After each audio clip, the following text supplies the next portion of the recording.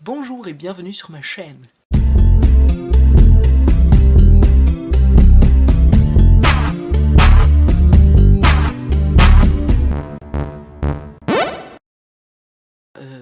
Je m'excuse pour ma dernière vidéo où je vous expliquais pourquoi est-ce que je n'avais pas fait de vidéo pendant presque 4 mois, mais donc j'ai été appelé par mon petit frère pour faire la vaisselle. Voilà, vous savez tout sur ma vie, donc j'ai été essuyer la vaisselle plutôt, j'ai été essuyer la vaisselle, et après je ne me sentais pas d'humeur, enfin pas d'humeur, mais j'étais fatigué. L'idée de revenir, terminer ma vidéo, et je me suis dit, ouais c'est bon, tant pis, j'expliquerai aux gens ce que je viens de faire. Donc en gros, j'ai passé le message que je voulais faire passer. Dans cette vidéo, je vais vous parler de mes 2 dernières lectures, de mon mois de novembre, et juste ici, je viens d'en terminer une aujourd'hui, au mois de décembre. Je vais vous parler du livre de Helen Humph, 84 Charing Cross Road, voilà, et du livre de Sacha Sperling, Mes illusions donnent sur la cour. Il y en a un que j'ai beaucoup aimé, l'autre je suis complètement mitigé, et je suis très déçu par la fin. Je vais d'abord vous parler de mon petit coup de cœur. Il s'agit du livre de Helen Humph, 84 Charing Cross Road.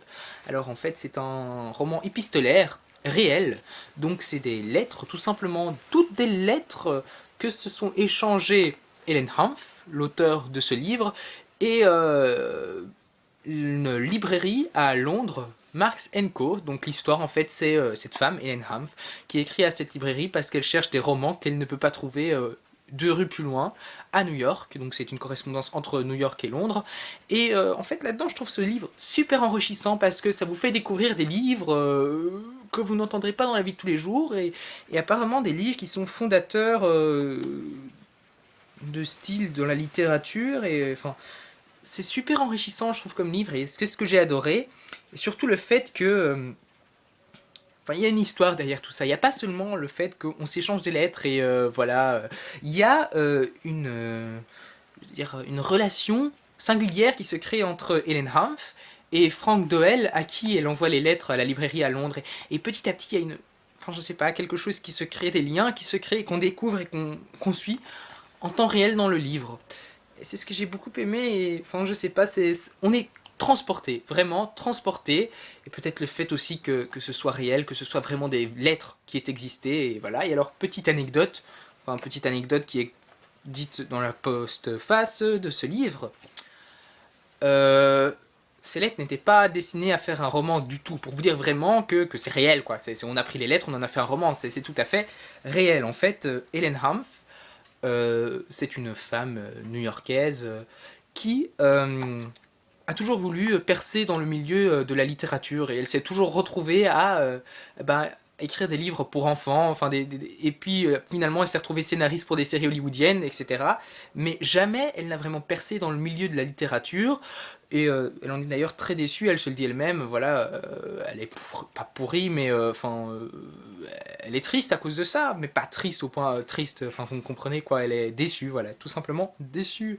Et, euh, et puis après, elle rassemble en fait toutes ces lettres qu'elle a envoyées à Frank Doyle, enfin à la librairie Marks Co. Elle les montre à sa sœur, et sa sœur lui dit tu sais, ça ferait un bon roman. Et elle les envoie à un éditeur, et paf, ces lettres sont prises, sont rassemblées, et fait ouais, ok, on en fait un roman. Et c'est un succès planétaire. Il a été adapté en film, il a été adapté en pièce de théâtre, en film notamment. Vous pouvez voir le film avec Anthony Hopkins, celui qui a joué dans Psycho d'Alfred Hitchcock. Et voilà, et je vais essayer de retrouver ce film parce que ça m'intéresserait de voir comment est-ce qu'ils ont adapté un roman épistolaire en film. Ça devrait être intéressant. Voilà, je tourne la page et je vais maintenant vous parler du 2e livre de Sacha Sperling, Mes illusions donnent sur la cour. Alors, Sacha Sperling, c'est un jeune homme de 18 ans, voilà. Il a signé ici son premier roman, et je sais pas dire si j'ai 100% aimé ou 100% détesté. Je vais dire, j'ai 25% aimé et 75% détesté. Alors la fin, donc je l'ai fini aujourd'hui, la fin m'a dégoûté, mais vraiment dégoûté. J'ai l'impression que le type là, il s'est dépêché de finir son roman, voilà, j'ai fini, je l'envoie à mon éditeur, je suis content. Parce que franchement, la fin, elle déçoit, mais elle déçoit beaucoup. Je vais pas vous la dire, hein, vous allez lire, hein, non. Sinon, enfin, c'est inutile que je fasse la remarque à propos de ce livre, vous allez tous me dire, ah, il a dit la fin, donc je vous dis pas la fin. Enfin, la fin, de toute façon, elle est bête, et enfin, c'est vraiment, on a trouvé une fin bateau. Et ça me déçoit beaucoup, parce que, dans le fond, L'histoire, elle est géniale, elle est bien. Enfin, pas géniale, mais elle est bien. C'est l'histoire donc de Sacha. Sacha. Mais pas le Sacha qui a écrit, enfin, c'est ça aussi le problème. On ne sait pas si c'est l'auteur, si c'est une autobiographie de l'auteur ou si c'est un personnage romancé. Mais en ayant lu tout le livre, on se rend compte, ah, c'est peut-être un personnage romancé. Mais ça laisse la confusion que, justement, son personnage principal porte le même nom que l'écrivain. Je trouve ça vraiment dommage, ça aussi. Parce qu'on est complètement confus. Enfin, c'est peut-être aussi un effet voulu de l'auteur, mais bon, voilà. Alors, c'est l'histoire de Sacha. Sacha qui vit plutôt dans un milieu modeste. Donc, ses parents sont séparés. Et il vit à Paris avec sa mère. Et parfois, il part les week-ends. Il part chez son père dans le sud de la France. Et un jour, en revenant de vacances avec sa mère, il va rencontrer dans le train un garçon qu'il avait déjà croisé à une sortie, et un certain Augustin. Et il va revoir cet Augustin après, et petit à petit, il y a une relation qui va se créer entre les deux garçons, du fait qu'ils vont devenir meilleurs amis. Bon, le souci dans tout ça, c'est que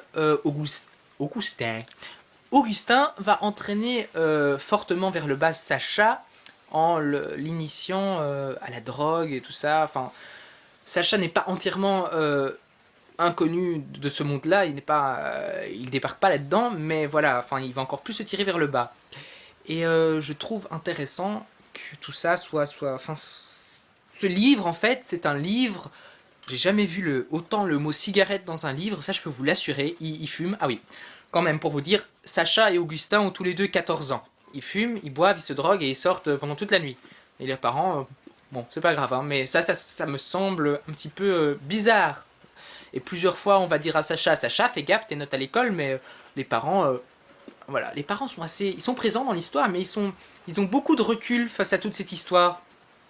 Enfin, je veux dire, la figure maternelle est là, elle rappelle à l'ordre, le gosse lui dit oui, je te le promets. 2 secondes plus tard, il dit je peux aller voir Augustin. Je trouve ça bizarre, très bizarre. Et aussi le fait, les dialogues. C'est censé être des gosses de 14 ans qui parlent et ils te sortent des phrases, bon, d'accord, de philosophie à 2 balles, mais quand même, tu t'imagines pas un gosse de 14 ans sortir ça.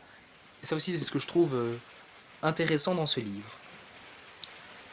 Voilà, mais sinon, je suis assez déçu par la fin et par les incohérences du roman. Mais sinon, voilà, il a plutôt une jolie plume et il a une jolie plume. Sacha Sperny a une jolie plume, mais côté histoire, c'est à revoir. Voilà, sur ce, je vous dis à la prochaine.